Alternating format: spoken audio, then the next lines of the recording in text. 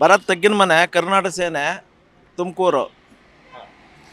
ಈಗ ಮೂಲ ಕಾರಣ ಏನಿಲ್ಲ, ಈಗ ರೈತರಿಗೆ ಪ್ರೋತ್ಸಾಹ ಧನ ಕೊಡೋಕ್ಕೆ ಮಾತ್ರ ಈಗ ಏರಿಕೆ ಮಾಡೋಕ್ಕೆ 5 ರೂಪಾಯಿ ಪ್ರೋತ್ಸಾಹ ಧನ ಒಂದೇ ಟೈಮ್. ಪ್ರೋತ್ಸಾಹ ಧನ ಇದುವರೆಗೂ ಯಾವುದೂ ನಿಲ್ಸಿರ್ಲಿಲ್ಲ ಸಿದ್ದರಾಮಯ್ಯ ಸಾಹೇಬರು. ಈಗ 6 ತಿಂಗಳಿಂದ ಸರ್ಕಾರದಲ್ಲಿ ಅಮೌಂಟ್ ಇಲ್ಲದ ಕಾರಣ ಏರಿಕೆ ಮಾಡಿ ಎಲ್ಲ ತರುవాత ಎಲ್ಲ ಇದು ಮಾಡ್ತಾರೆ. ಇಲ್ಲ ಹಾಕಿದಾರಲ್ಲ, ಇದುವರೆಗೂ ನಿಲ್ಸಿಲ್ವಲ್ಲ. ಈಗ 6 ತಿಂಗಳದ ಕೆಲವೊಂದು ಜಿಲ್ಲೆದ್ ಮಾತ್ರ ನಿಲ್ಸಿದ್ದಾರೆ. ಸರ್ಕಾರದಲ್ಲಿ ದುಡ್ಡು ಇಲ್ಲದೆ ಕಾರಣಕ್ಕೆ ಬೆಲೆ ಏರಿಕೆ ಮಾಡ್ತಾವ್ರ. ಅಲ್ಲಲ್ಲ, ರೈತರಿಗೆ ಪ್ರೋತ್ಸಾಹ ಧನ ಕೊಡ್ತೀವಿ ಅಂತ ಈಗ ಏರಿಕೆ ಮಾಡ್ತಾ ಇರೋದು.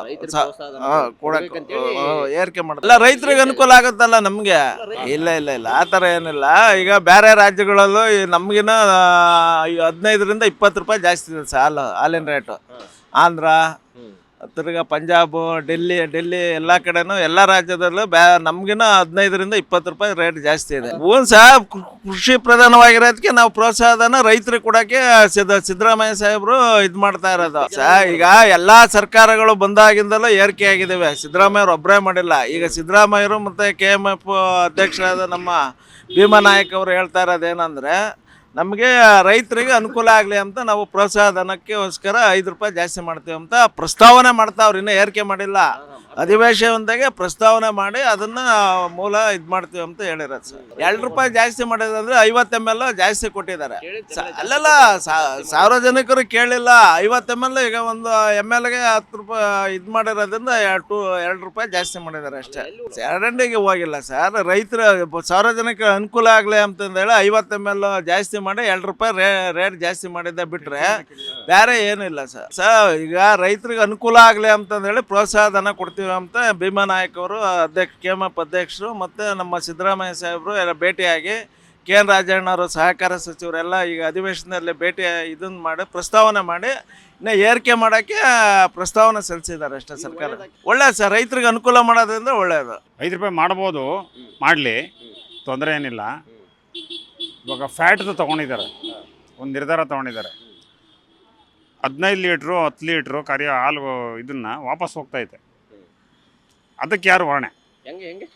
ಫ್ಯಾಟ್ ಮಾಡಿದಾರಲ್ಲ, ಈಗ ಫ್ಯಾಟ್ ರಿಸಲ್ಟ್ ಮಾಡಿದ್ದಾರೆ ಇದು ಟೆಸ್ಟಿಂಗಲ್ಲಿ.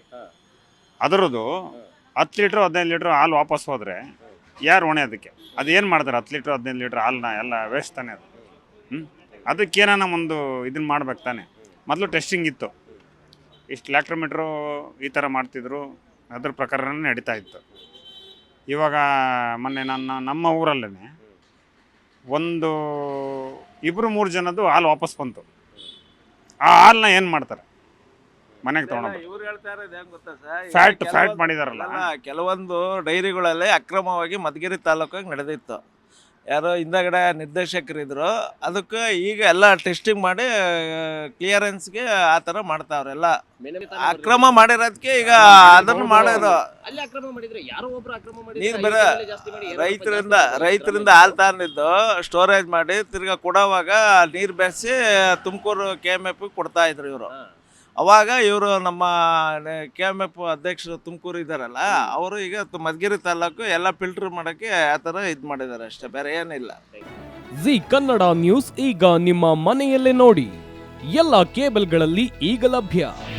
ನಿಮ್ಮ ನೆಚ್ಚಿನ ಜಿ ಕನ್ನಡ ನ್ಯೂಸ್ ಈಗ ಸನ್ ಡೈರೆಕ್ಟ್ ನಲ್ಲಿ number 292, Tata play number 1664, Jio TV number 1334, NXT digital number 30, in cable number 30, city networks 51, U digital number 162, GTPL number 17, Rockline telecommunications number 42, Shri Basaveshwara cable number 168, rural cable network 60, Vinayaka digital 57, Abhishek cable 821, city channel 53, Siddeshwara cable network 57, V4 digital Infotech 628, Surya digital networks 53, Gajanan digital number 836, Malnad infotech private limited number 56, Metrocast number 830, Victory digital number 167ರಲ್ಲಿ ನೋಡಿ ಆನಂದಿಸಿ.